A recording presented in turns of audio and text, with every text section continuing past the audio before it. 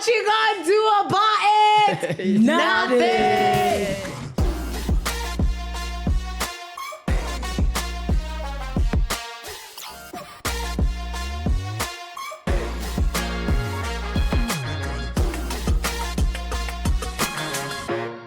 The views in this podcast are those of the hosts and guests, not the Yolanda brand. The content is for informational and entertainment purposes only, and we make no guarantees about its accuracy, reliability, or suitability. Hello, everybody. Welcome back to my Spotify and YouTube channel.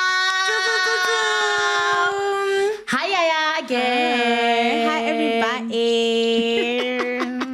Today, we still are giving you guys premium content like we promised. Because we are a podcast of our word. Exactly. Yes, we are. And Yes, we we have are. you guys. Hey! I'm so excited because, you know, when you're on Twitter, yeah, and you see all of these very daring posts, nah?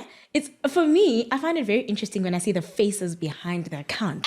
Exactly. Hello, Phil. What up? How are you? Rolling his eyes. Good. Why are you rolling your eyes? Yeah, The because entire time it's like Your rolling his ages eyes. are showing, my 2000, guys. I've been around for a very long time. I've done television. I've done all these things. Like, my face has been out there for a very long time. But That was Yaya though.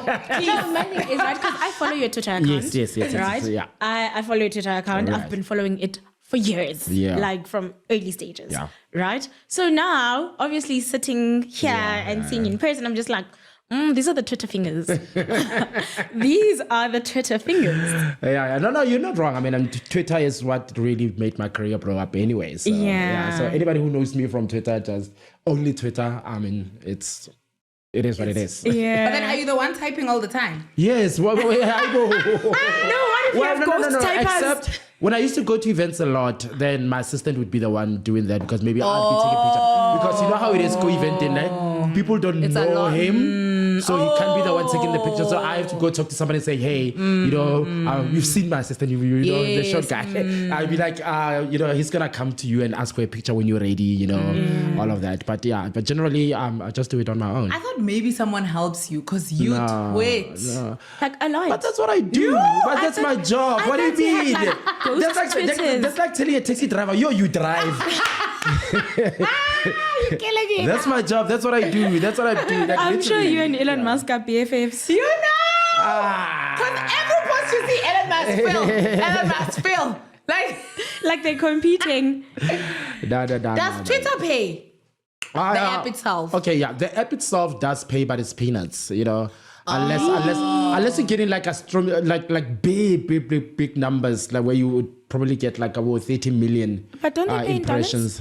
They do pay in dollars, but it's still pittance. Like if they pay like $400 a month, Okay. and that's not a guaranteed whatever. I mean, that's like Yeah. what, 3,000, 4,000, 5,000. I mean, that's nothing. Yeah. How you make money, how you make real money. Okay, how I make a living doing what I do with Twitter is that I work with brands directly. Okay. You know what I'm saying? So if somebody wants to promote like a film or a television show or whatever, a brand wants to put out whatever information that they want to put out there, they get to me directly and I've got my rate card for that. So I definitely cannot live on Twitter money. It's way too little. Yeah, I don't know why people sell their souls on Twitter for that. But hey, 2,000 rand to somebody, it's a lot of money. Hey, you actually economy. Yeah, because there's some content and you're like, no. Yeah, really. What are you doing? Yeah. It's so crazy because I actually wasn't taking the whole thing of monetizing Twitter seriously. Yeah. Like I didn't think it was a real thing. Like I would hear that you can monetize on Twitter, but I didn't think that it's like a real thing. No. It is, but it's the money is there. It's on Facebook, Meta. Yes, you're right about that. That's where their rates are way higher than Twitter. Higher. And even YouTube, Yeah. they're higher than YouTube as well. Really? Yeah. I didn't know this. Facebook rates. So, Phil, you are an entertainment commentator, Yes. media consultant, and a TV host. Yeah, boy. Is it right? Yes. Happy birthday, Apparently, people confuses you with yeah. with what? They confuse him to other things. Well, gossip bloggers and all of that stuff. Yeah, and you always try and Look, it's understandable in South Africa because I mean, a lot of what's happening with new media in South Africa, it's new to a South African audience. You know, so it's very difficult for somebody to understand what's the difference between a content creator and an influencer. What's the difference between an entertainment commentator and a gossip blogger? You understand? So, and there are differences, you know, and sometimes it's in the weight. Like a gossip blogger does gossip. I don't do gossip. You'll never find me tweeting about Yolanda's boyfriend or Yolanda's had a fight, whatever. You know, that's not what I do. And I've always done that. It's always been about the work, whether I'm either tweeting about the brand or I'm tweeting about, you know, your work, whether you're on television or on radio or specifically a television show that I'm watching. I'm giving my own commentary on it. That's where the entertainment commentary comes from. So commentary is commentary on the content that I'm consuming, that I share with the viewers of that content, and commentary on the industry as a whole that I'm part of. And I'm sharing the insights of the industry with fans, for lack of a better word. Yeah. Isn't there a thin line between what you do and a gossip column? Isn't there like a thin line?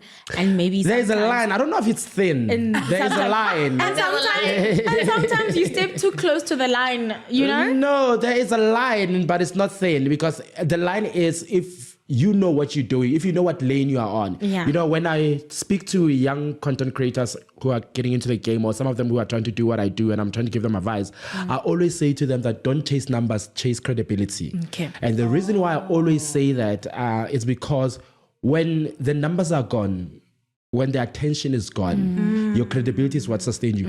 I don't have to break a story on Twitter anymore. I don't have to be number one on anything anymore. But people will wait for me to say something and know that it's actually true. Why? Yes, because I've built that credibility with my audience and all of that, right? Yeah. I don't have to rely on just Twitter to have a career. Now I do other things out of that because of what I've built, the credibility that I've built on Twitter. If companies like your MultiChoice, your Netflix, whatever, are doing something big that requires a credible voice within the space of entertainment in South Africa, my name will be on that list. I love how you speak. I love and I'm like, hey, Phil, slow down. No, that's I love how you say, because he knows his business. But I'm also big brother, guys. I'm your big brother. You know what I mean? So I always have to impart the language on the youngins. You know what I'm like there? Like, look at the Coco Groove. You know, I'll be. We'll spend like 10 minutes being all serious.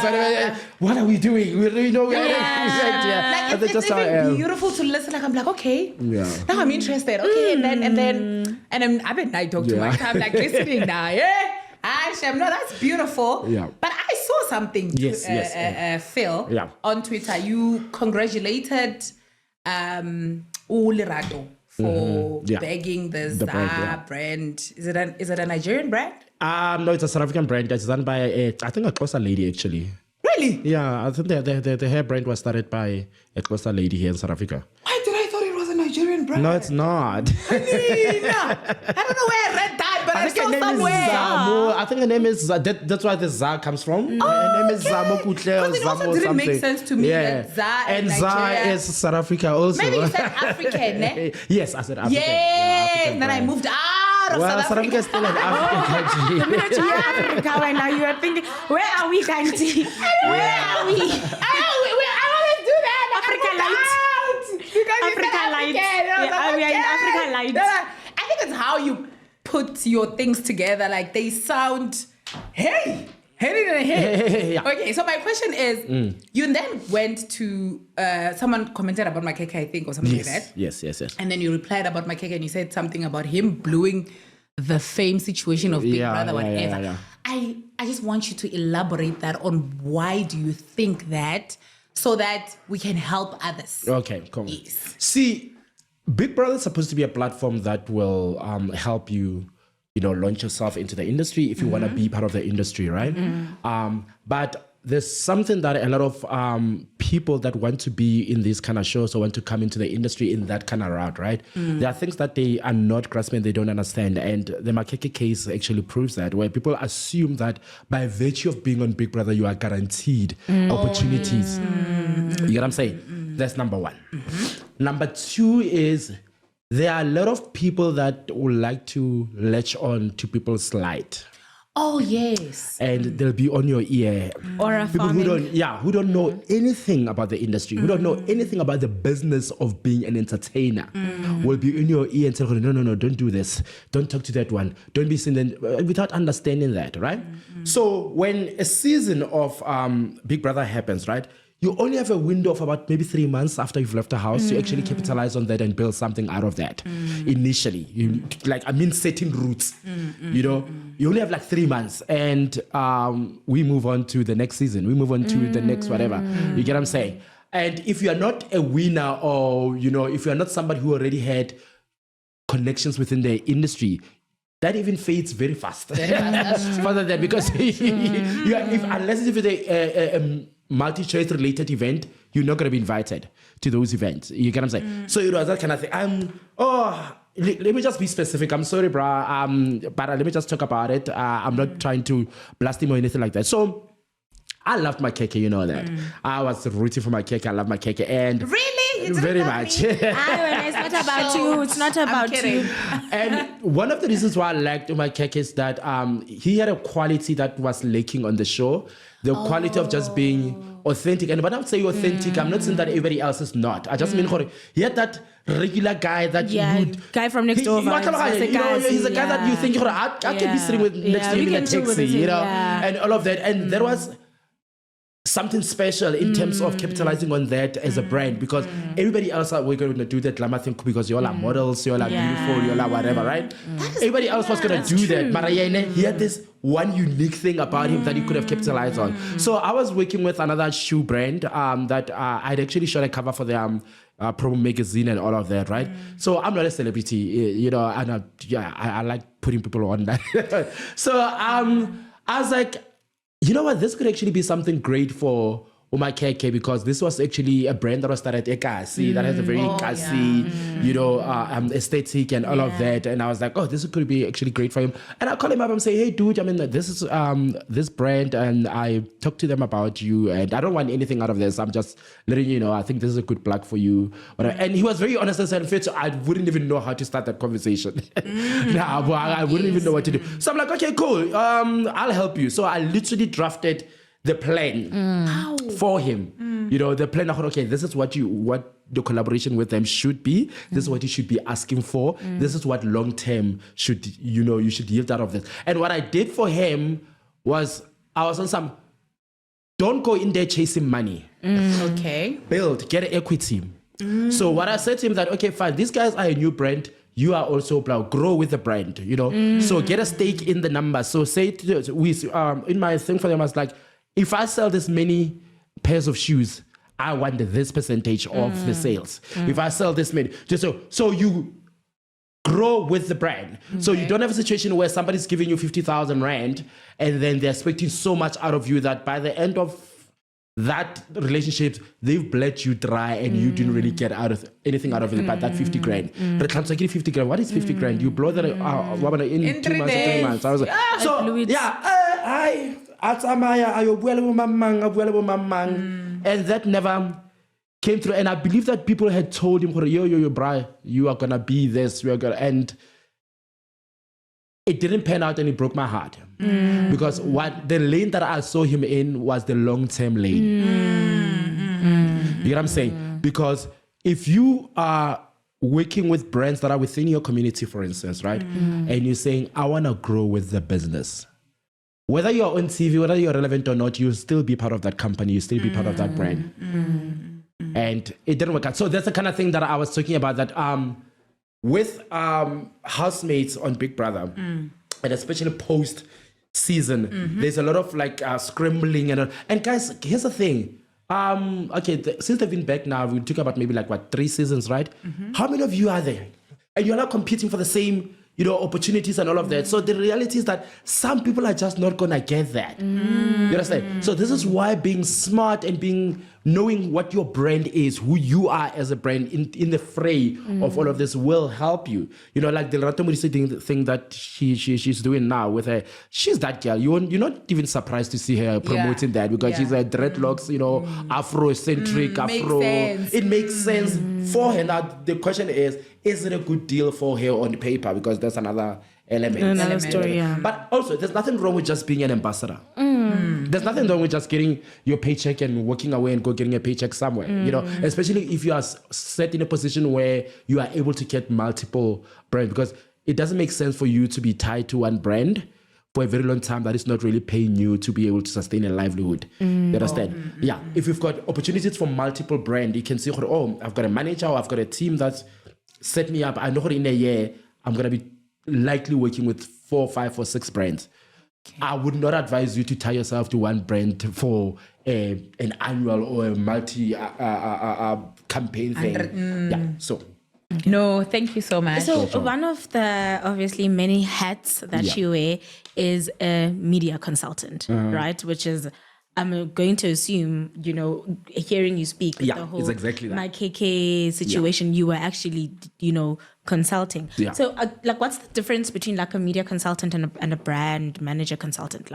So a media consultant is simply what it says. It's simply the fact that if brands are working on a campaign and they want to, or maybe they already have their own strategy of a rollout that they want to do, you come in and they're like, okay, cool, this is what we want to do. What do you think?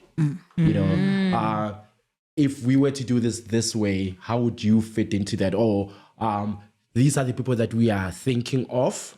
You as somebody who reports on the industry, you as somebody who is, the voice and of the fence and whatever. Who of these people do you think would, would fit the brand? Yeah. Hey, but why haven't you picked me? For anything? How do you know I haven't? How do you know? But that's the point of it. You wouldn't even know. You understand? We were laughing just yesterday. We had some Bravo event, and somebody was being not kind. We were talking about this thing. The celebrity culture is so fickle that you find people who are sucking up to the wrong people. Yeah. I hear you. You think that's the person that gets you into the room. The person that you've been rude to and been mean to is the one. Hey guys, you gotta be careful out, champ. Just be a nice person. Just be a nice person, guys. Just be a nice person. Exactly. That's the thing. I always tell her, for instance, if you go to an event and you haven't met the marketing manager or the money person at an event, just be nice to everyone. It's a wasted event. Because the job of going to these events is for you to build relationships. And, now it's so sad because the industry is changing so fast and not to the benefit of creatives. Something that's happening in the industry right now is content creators and influencers being invited to events, right? In the beginning, it needs to be, we get paid to show up. To show up. At an event, and they know the content that you're putting out, okay, I'm getting paid for this, So now what's happening right now, because everybody wants to be a celebrity and everybody's seen as a celebrity. What brands do right now, they will go on TikTok and invite these TikTok kids and all of that, to an event and not pay them.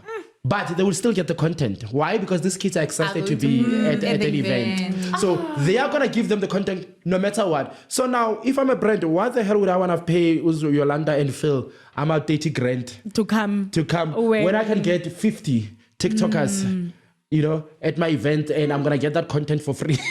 That's true. It's so sad. And that's so true. You see? So now, in a situation like that, where an industry is growing and is changing, but not to the benefit of a content creator. What do you do as a Phil Mphela who wants people to actually make a living out of doing what they do, as I did? I've never had a 9-to-5 job. I started off as a blogger on Blogspot, and I moved to Twitter, and now I vacillate on TikTok. But I make a living doing this.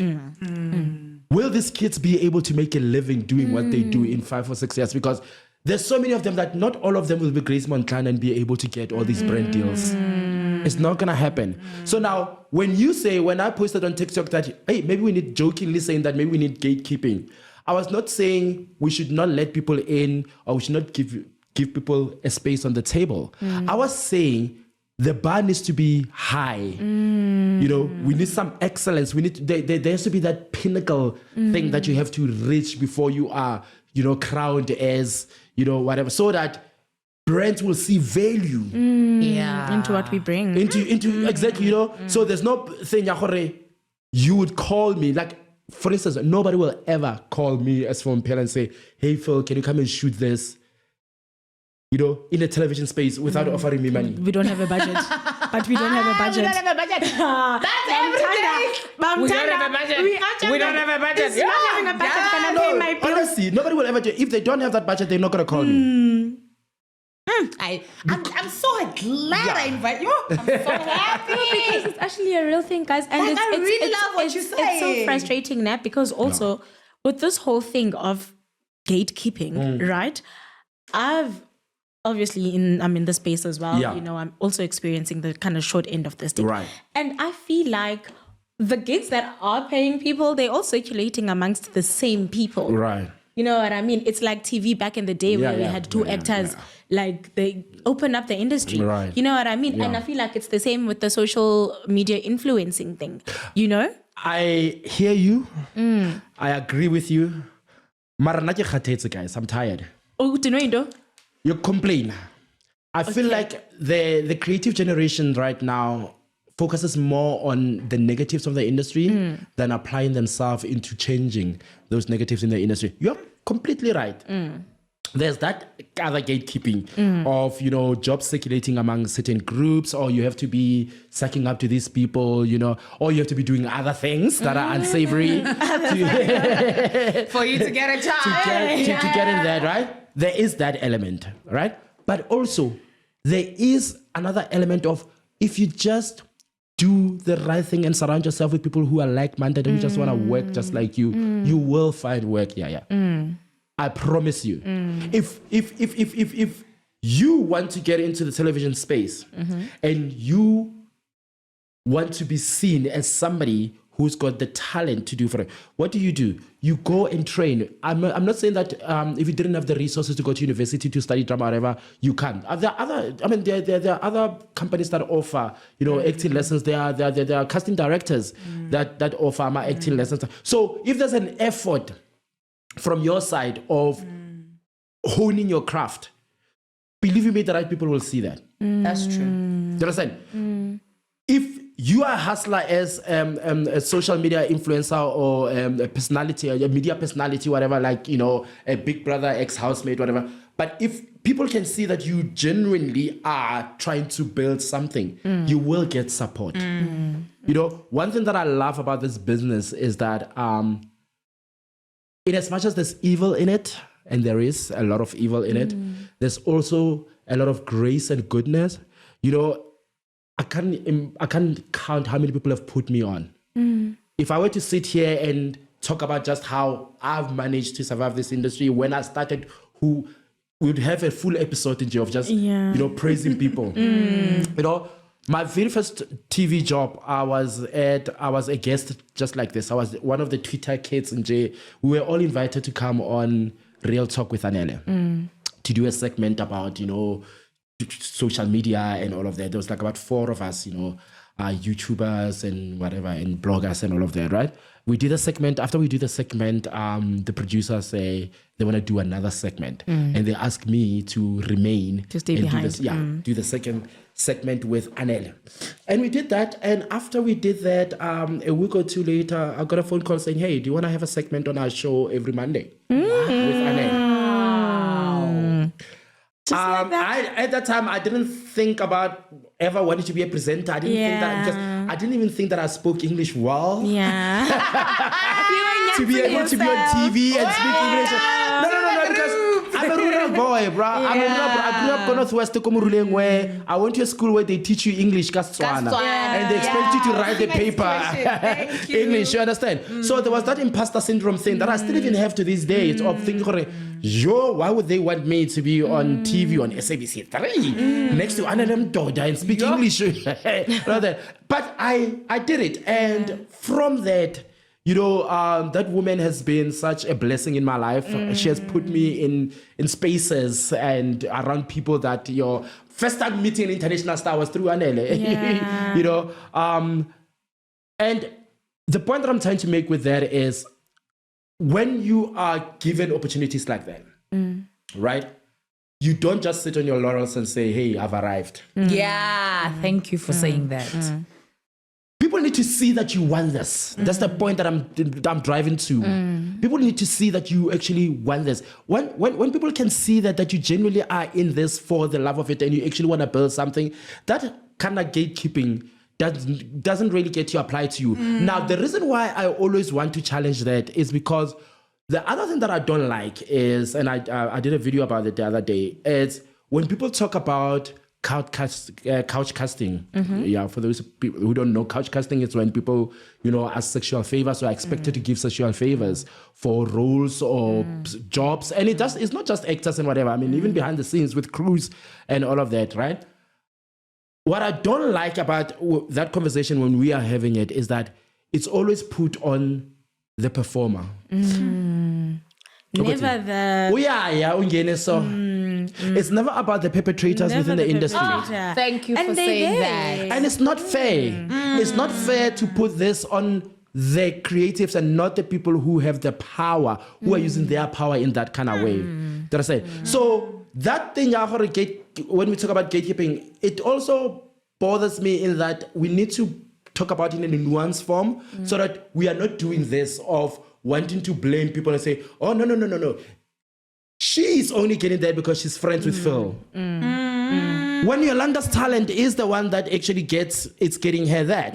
She just happens to be friends with Phil. And also sometimes people become friends because they work together. Sometimes these people met when they started doing this job, they didn't even know each other. But because they're doing the same thing, they end up developing friendships. And if you don't know how their friendship started, you're looking from the outside in and you think, you're just plugging your friend. Kind of thing. You understand? And another thing, our industry is small. Yeah, it is. It's very, very small. So that's why you should not be a bitch, because the very same PA, no, honestly, the production runner on one show, 3 months, 2 years down the line, you walk into an audition room, he's the one casting sitting there, casting director. Yeah. And at that time, you were like, fetch me water. I'm thirsty. Very true. You get what I'm saying? So it's like that. So relationships evolve because our industry is small. Relationship evolves and those circles will form no matter what. But they should not be seen as a block from anybody else getting in. But by saying that, I'm also not negating the fact that, yes, there is gatekeeping. Yes, there is couch casting, and we need to, talk about it when we need to. But let's just be nuanced about it. Oh, me, I want to go back to Big Brother. Yari. I love how you advise, and even when you're giving other people advice, I'm getting a lot of shit. I don't know if people know, but I ask things that I also want to know. Yeah. With the recent Big Brother just ended, the kids that came out, and the one that's coming. Yes. What advice would you give the one that just came out for them not to blow it? Because this thing of I'm big, it's a real thing. And it really closes doors for a lot of people later because I'm big. You know? And then we also, you are big. I mean, that's not something that you can advise anybody on. It's about a character thing. Yeah. Oh, okay. If your character is foul, it's foul. People can give you the Mother Teresa can come and give you an advice. But then don't you think it's the people advising them, the fact that they are big, and feel it in their heads that you are big, you are big, and then they walk. True. Look, there is an element of that, right? Okay. But that's not just a Big Brother thing. That's an industry thing. That's a fame thing. I mean, guys, fame is not a normal thing. Walking around the mall and having people look at you like, hey, staring at you without even saying anything to you, but somebody, it's not normal. Having people be nice to you simply because of who you are. It's not a normal thing, And Mina, I've been in this business for almost 20 years, right? Yeah. My very first job in this industry was 2003 or 2, whatever, as a shadow script writer at Backstage. That was my very first job. That time we were still watching. We were still watching Backstage. You were writing scripts. I feel. No, it's serious. We were still watching Backstage. No, because I was studying at a place called Fuba. So back in the day, before our government got all messed up and they don't care about us as creative, there used to be something called Fuba, which was the Federal Union of Black Artists. Okay. It was an organization and a school that was created for black creatives within South Africa that the government was funding. So we didn't have choice. kids like us who came from the villages or whatever, who came to Johannesburg to want to get into the creative industry, but we didn't have the money to go to your vets and whatever. We could go and study there and study for free, and the NAC, the National Arts Council, was paying for that. So I was doing drama. I was studying drama at FUBA, doing first year, and Abosilo Daycare would be the people that would come there, because that's what another thing that the industry was doing. So people who were established in the industry would come and offer their mentorship and all of that. Would actually go and do things on sets, visit sets and all of that, right? So that's how I got into the short script writing. Is that I met Silo Daycare, and yeah, all of that. Yeah, but we're not talking about that. We're talking about Big Brother. yes. So actually, let's talk about this about Big Brother. Actually, I'm sure you noticed that this last season, Sweet Groove, I was not engaging. I was not tweeting about it. I was not doing anything about it. I was just quiet. No, because I was watching. No, because I was watching. Here's the thing that two things have killed Big Brother for me, right? Okay. One is the whole army thing. I understand, yes, you need to build a fan base around, these contestants when they go into the house. But it got into a point where it was so toxic that people who genuinely enjoy watching the show, like people like myself, who I don't come into the show as Bani scam. I'm simply just watching and reacting to what is happening in the house and like, you get what I'm saying, the behaviors. Like, for instance, their season, at face value, right? Sinaya was my favorite. He's still my favorite person in the world right now. Do you understand? I know. I adore Sinaya. I love Sinaya. Yeah, but I knew he was never going to win. Yeah, really? I thought and I didn't even want him to win because he was not. Why he loves Sinaya. And here's the thing. He was not doing anything in the house. So that's why we know why you loved him. I don't like what's his name? Lerato Modisa's boyfriend. Ghost. Papa Ghost. I did not like Ghost, but I respected him as a player. Yeah. I would have actually been happy with him winning, right? Because they were doing something. What bothers me about Big Brother right now is that people who are not doing anything worthwhile are winning simply because they've got this whole fan base production thing that's happening outside of the house. I see. It loses the essence of the social experiment of Big Brother. Big Brother as a show, the social experiment of it is that we are putting these personalities in the house and we're going to see how they interact. So, but now with this current format and current situation now, people can just go in there and just sleep the whole day and do nothing. And still win. And that bothers me. You know what I mean? That bothers me because it's not giving the right people, in my opinion, an opportunity to see the glory of what it is to just be yourself and actually win. Win people's hearts. Win people's hearts, but just being yourself. But now this other one, it's manufactured. You're not winning anybody because you're already coming with that. You're not winning anybody's hearts kind of thing. You know what I mean? So that's what's bothering me with Big Brother. And that's why I didn't watch the last season, because from first week I could see where it was going. Because the timeline was bombarded by the armies for specific, housemates. And I knew, okay, we're going to have a season now where everybody else, whatever's happening in the house doesn't matter now. Yeah, we're just focusing on this one. We should all just wait in jail for Sunday. Yeah. So that we see the result of... No, because here's the thing. These people are not even watching the show. They're just standing there. On my WhatsApp calls, guys, at 3 o'clock, we are all tweeting. Yeah. At 3 o'clock, we are all voting. Yeah. This is how... And for me, that takes away the joy of, ready. For another week. And then leave. But that's the thing. But you see, you were working in that house, Yeah, no, she was doing the most. Love Kosi or whatever, you love her or hate her, whatever your opinion of Kosi is, go watch that season of that girl. That girl was working, like even created a show within a show so that she can get more screen time. Because she was working. So for me, those are the kind of people that I want to see winning, because you are showing me that you're doing something. Who goes to guys created chaos in that house. Your Ghost was the mastermind. Megamind, you know the movie Megamind? Ghost was Megamind. That's a real player. That's somebody who deserves to win. Yeah. So I want that. Yeah, even Lerato. So I want that. And I feel like we'll never get that. I feel like we'll never get that. I have a question to ask regarding what you're saying, ne?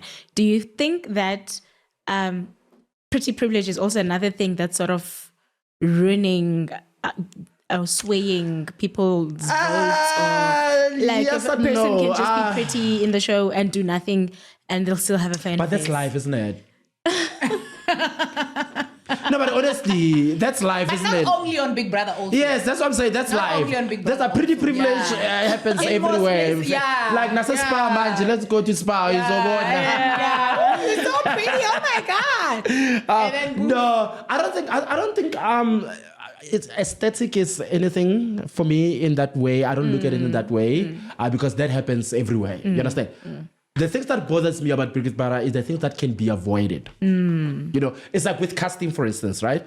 If you're only going to cast people who wants to be entertainers, then the experiment in itself for me kind of like loses it. But that's why we always say, we'd love to see Okinkele, you know, Wako Tembisa, who knows nothing about television, who knows nothing about the industry and all of that, to come in and be around a Yolanda who is loud and you get what I'm saying, and you see the contrast between the two and that, you know, relationship. That for me, that what Big Brother was interesting for me was I think seeing people who are so different from different backgrounds in one house, in one room, and seeing how they interact. You know, like the whole Sangoma thing, and I hate that it became ugly and messy, but I like that. I mean, like I like the fact that, okay, fine. How is it that when you don't believe in Obusangoma and all these traditional now you're in a house with a stranger who has to do these things, Obusangoma. We are black pela. We have this own. So things like that. Yeah. Okay. So the other thing also is our society is too sensitive now. That certain things get blown up way too big and out they of ruin the proportion. interaction as well. And this is where I give housemates grace.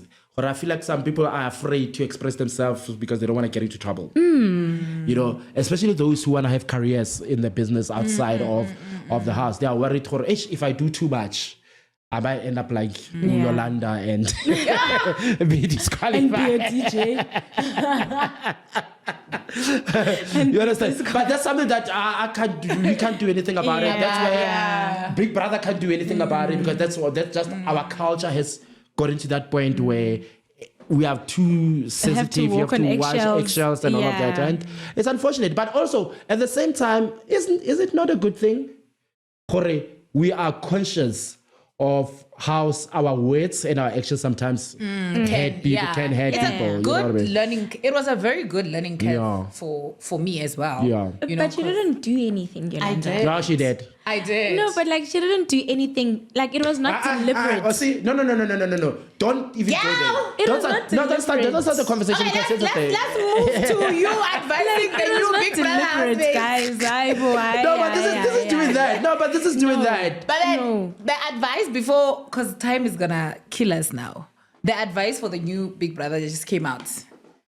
Because the new one is coming. Yeah, so what can you tell them to do? So here's the thing. If you're gonna go on television right now, you are probably aware of how the industry works. You are probably aware of what the expectations of you if you get into the house are.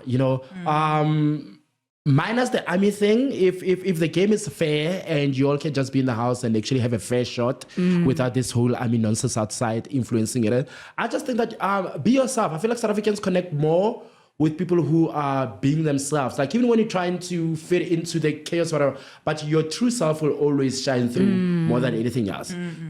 If you go in there trying to be a princess when you're really not a princess, believe you me, you cannot fake it for 30 days, guys. It's impossible. At some point, your trueness will show, and then So try as much as you can to just be yourself and be authentic to who you are. Don't let your expectations of a career or your expectation of what other people outside should think of you, don't let that influence, what you do in the house, because that's when now you become fake. That's when now, you lose people because people are if something is fake, guys, we see it. When somebody's not being genuine, you can see, oh, no, And then when they're outside, how do they move?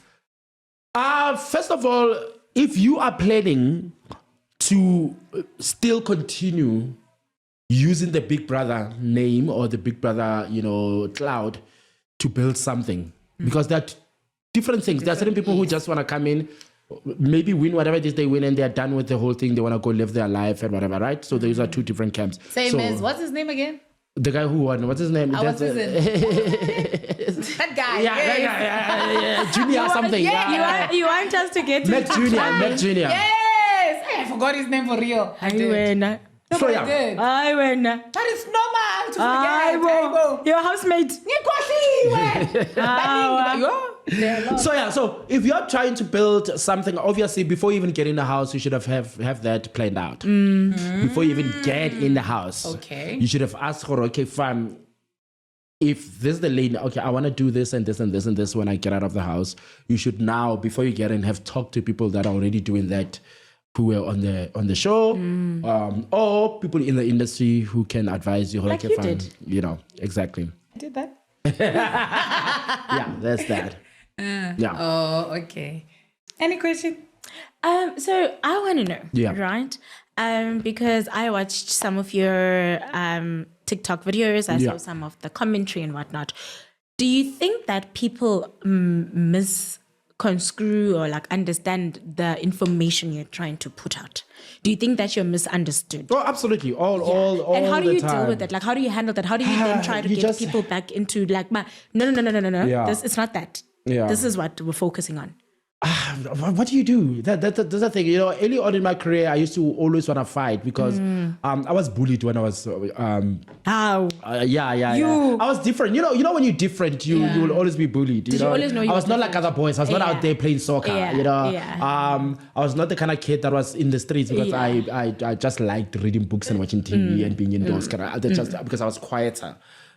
So I was bullied a lot in school, and I've always hated bullying. And the moment I got into the industry and I built my name, I became somebody who's respected and somebody who's got some sort of credibility and clout and all of that, right?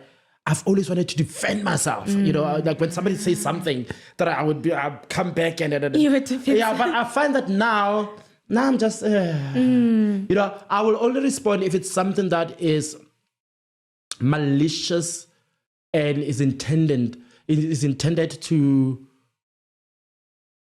misinform people about you. When somebody literally, you said this water is cold, and they say that that come from you. Yeah. That is something, you see, that's saying you are a bad person. Yeah. Why did you want to drink water from Yolanda? Go to, is she going to bewitch you? So if it's something like that where somebody takes your word and twists them in a way that, could damage my name and my brand, whatever, then I will respond. But generally, I don't, unless if I'm bored. You know what I mean? But I mean, you look at, even with Big Brother, for instance, I got tired of explaining, guys, I am not paid by anybody to deplatform whatever. What I do, I'm an entertainment commentator. What does an entertainment commentator do? I watch content and commentate on it. You will explain. They only hear what they want to hear. I'm not giving up. And the thing that they don't know, these people who watch Big Brother, is that, okay, this happens, you guys form this parasocial relationship with these people. I work in the industry. A lot of these people, when they leave the house, some of them literally even before they leave the house, they already know who I am. I know who they are. We meet at spaces. We become friends. When you're invested in hating Phil Mphela and calling Phil Mphela, whatever, what do you do when you literally see Phil Mphela sitting at a table with your friends? Please don't kill me, ne?